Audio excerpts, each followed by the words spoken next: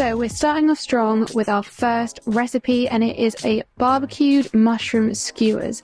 We could not do this video without sharing our barbecue sauce. It is so delicious and it's so quick and easy to make. You're honestly not going to want to buy shop bought barbecue sauce after trying this. So the key to making a really good barbecue sauce, we think, is to use a really tasty soy sauce, and we've used a dark sweet soy sauce for this recipe. It works so well, and you want to mix that with the ketchup and some brown sugar and a few spices. It's really that simple. We've paired our barbecue sauce with some delicious chunky mushrooms. We've gone for a portobello, but we think an oyster mushroom would work really well here. But for this video, we've showed you with the portobello because that is the mushroom that you're more likely to find in your local supermarket. So all you want to do is cut up your mushrooms, make sure they're nice and chunky, and then drizzle over that delicious, sweet, sticky, smoky barbecue sauce. Make sure that you push them nice and tight. It gives it a bit more of a kind of meaty texture. Then of course you're going to want to barbecue this, but for this video we have just done it on our griddle pan just to kind of show you how it would work when it's cooked. It's such an easy recipe, and it's something that can be prepped well in advance of your barbecue. It can be shared with loads of people, served with all sorts of different sides. It's absolutely delicious and you guys are going to love it. Don't forget to top it with a little squeeze of lemon just to cut through everything, and some fresh herbs too. The next recipe coming up is going to be the perfect side to serve this with.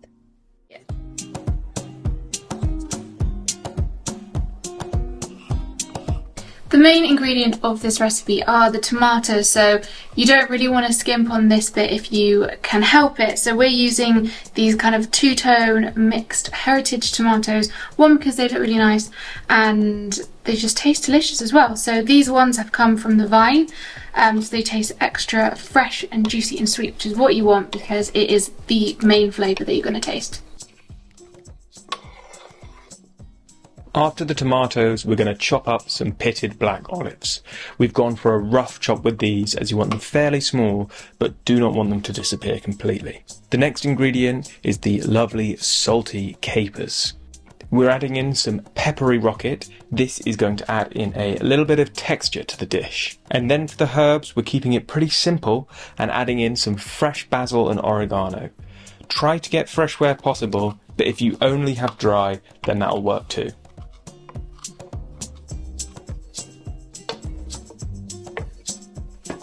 We're adding in some lemon for a citrus note. That'll bring everything to life in the bowl.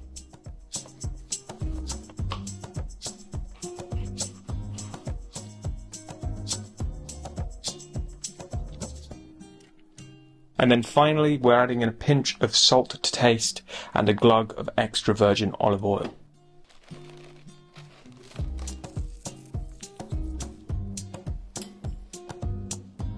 Give everything a good mix and toss together, and then we'll turn our attention to the bread.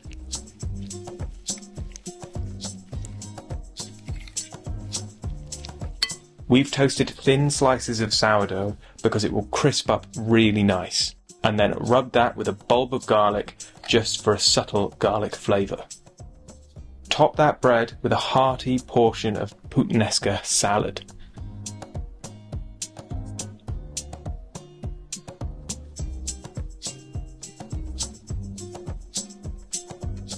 And perhaps a last glug of olive oil and a pinch of salt for good measure.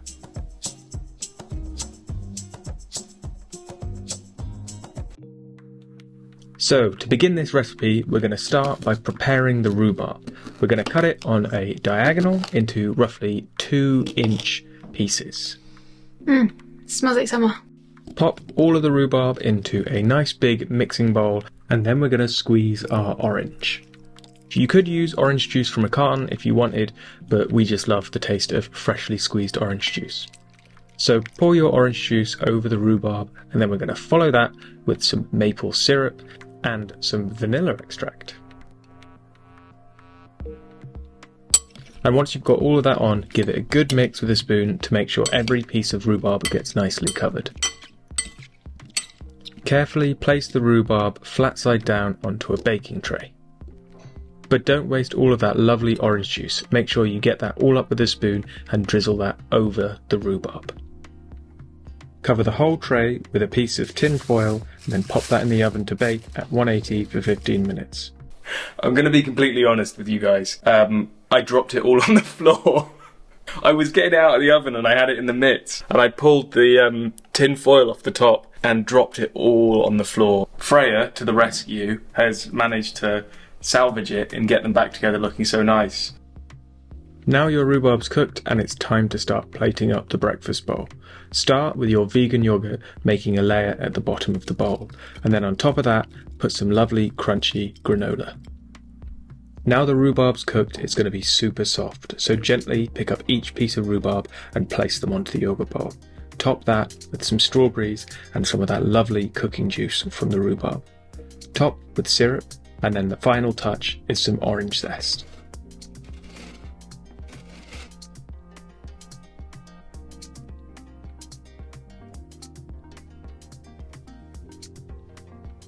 And that's all there is to it. It's really super simple and so worth the effort. We're going to be making a vibrant, fresh beetroot and white bean dip. We've used pre-cooked beetroot in water just because we find it easier and quicker, but if you do have raw beetroot, that'll work too. Just make sure you cook it up before this recipe. So we're going to start by roughly chopping your cooked beetroot. This just makes it easier to blend. Roughly chop up the garlic cloves too. It's all going in a blender, so you don't have to be too precise about it.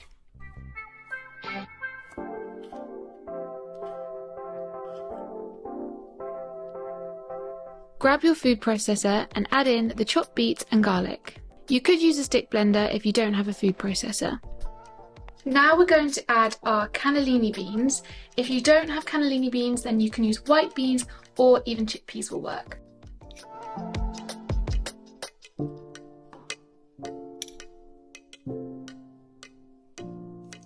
Now tear in the fresh dill to add a lovely herby flavour.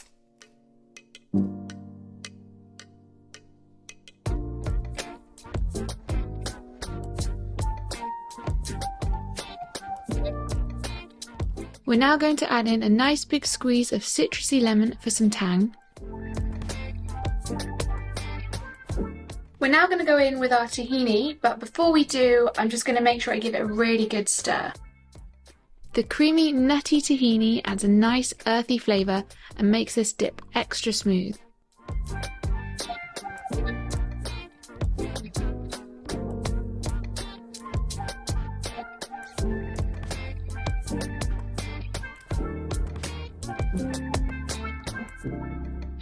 Add in the extra virgin olive oil and a big pinch of sea salt and black pepper.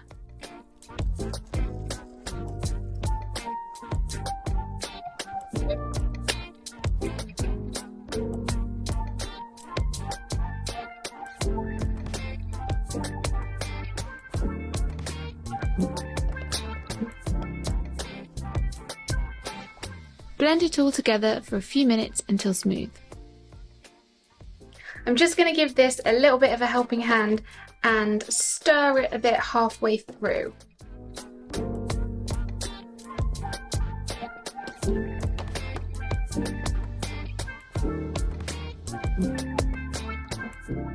I just love the colour of this dip. It always looks so vibrant on the table.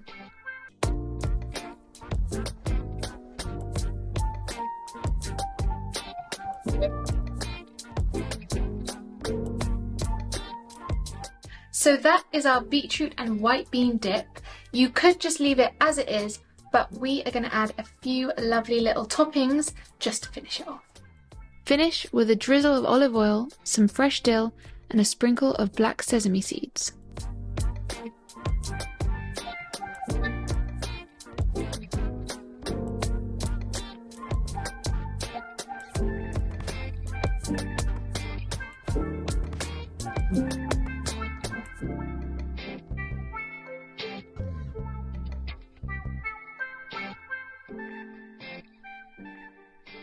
We're now going to move on to our next dip. It's a super creamy dairy-free yogurt and tahini dip.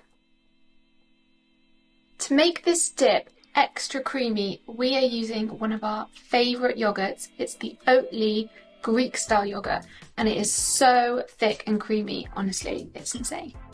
This dip is so easy as it's only got 6 ingredients and you just need to whip it up in a bowl. First, add in the dairy-free yogurt, then a couple of tablespoons of our creamy tahini.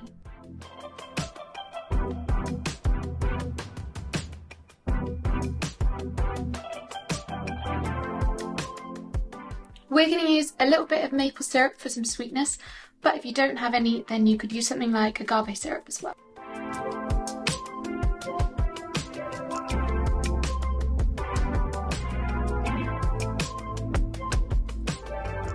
Squeeze in some lemon juice and then finish with a sprinkle of salt and pepper.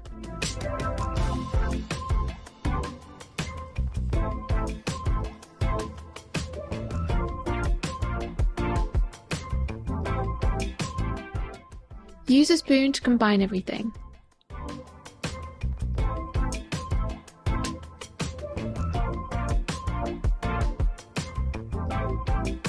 Top with a drizzle of olive oil and some sumac if you've got any. If not, some paprika, herbs or sesame seeds would work well too.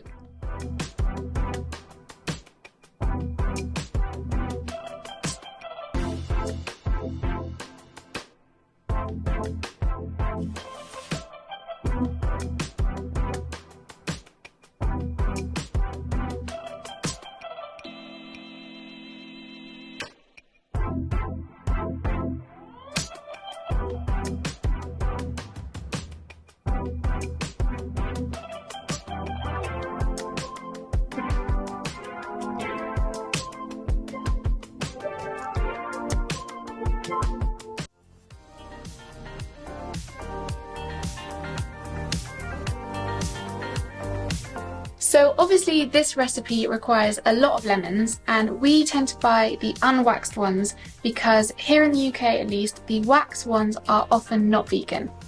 To begin making your lemonade cooler, you're going to want to squeeze the juice from 2 of the lemons.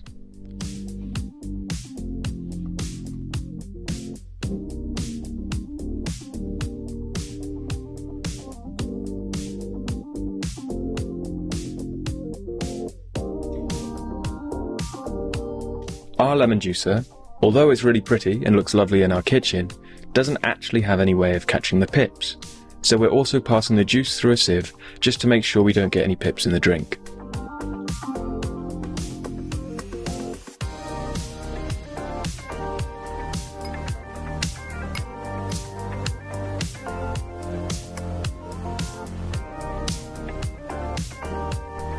Add all the juice along with the squeezed lemon halves to the pan.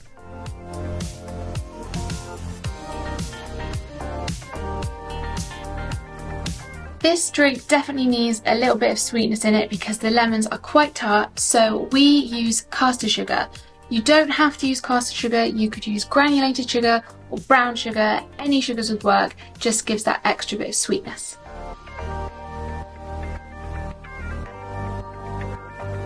Along with the lemons and sugar, you'll now need to add in the mint and 250 millilitres of water to the pot.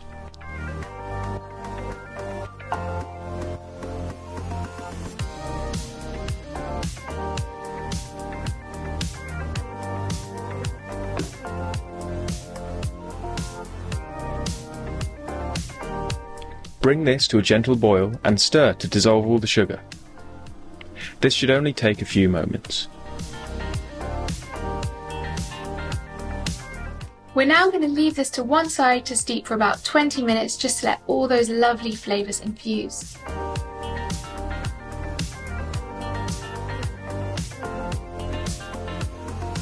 To make this drink lightly sparkling, we are using soda water. If you don't want to use soda water, if you don't like it, or you don't have it in, then you can also use tonic water or even a sparkling water would work.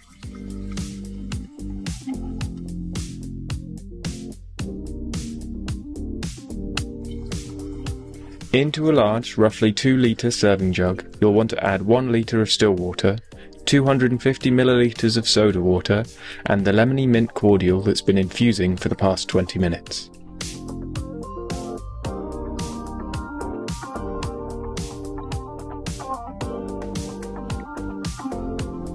Now juice the remaining 4 lemons, and add all that lovely fresh lemon juice to your jug.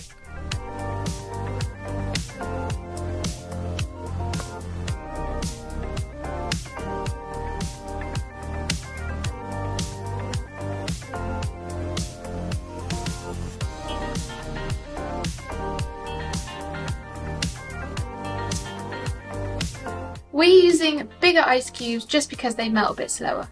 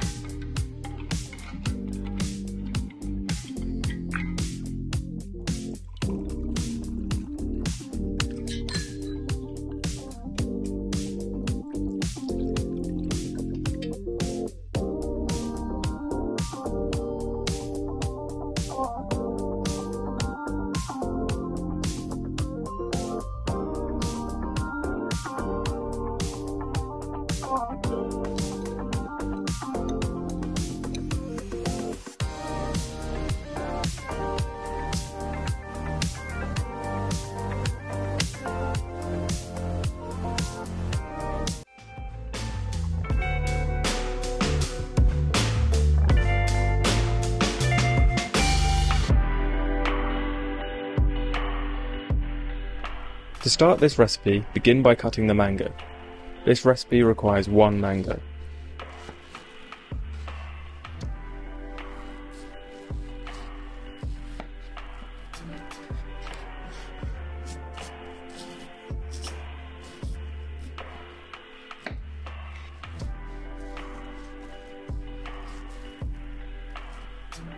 Everyone has their preferred methods. We like to cut it into wide strips, take the skin off carefully using a knife, and then cut it into small cubes.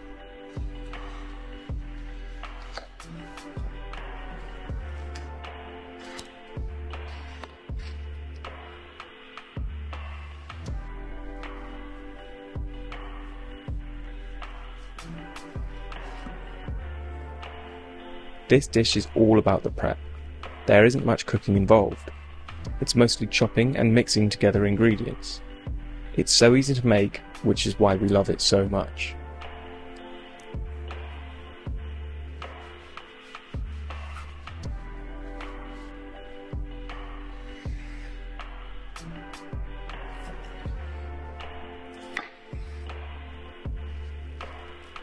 Whichever method you decide to use to cut your mango, we essentially want small chunks like the ones you can see here.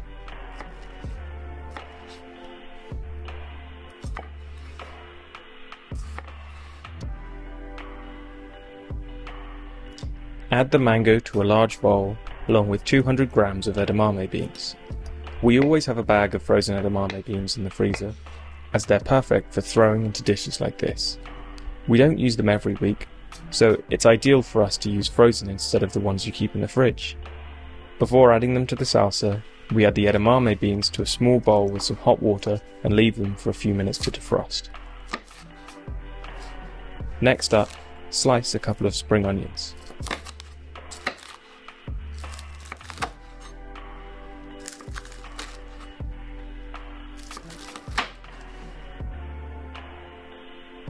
Top and tail the radish, then slice them into rounds. We used 2 medium-sized radishes for our salsa, but you can always add in more or less, dependent on what your preferences are.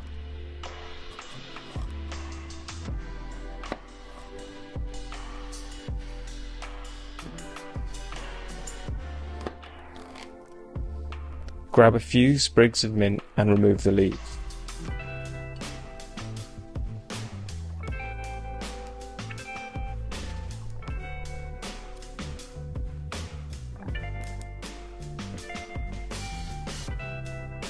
Roughly chop into smallish pieces.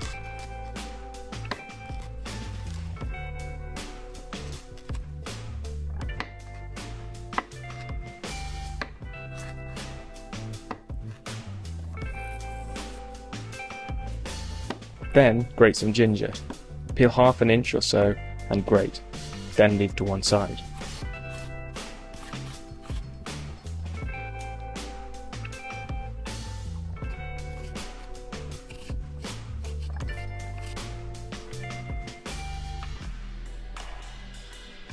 The last thing you need to do before combining everything is slice the lime in half. Cool, now everything is prepared.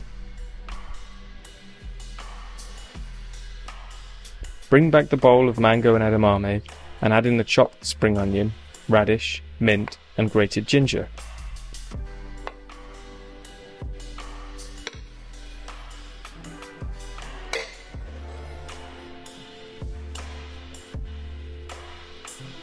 Squeeze in the juice of both lime halves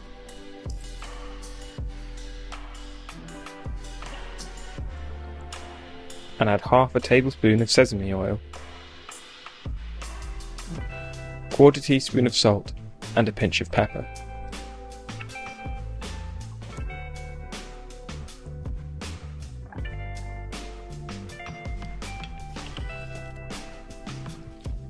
Toss everything together really well and it's ready to eat.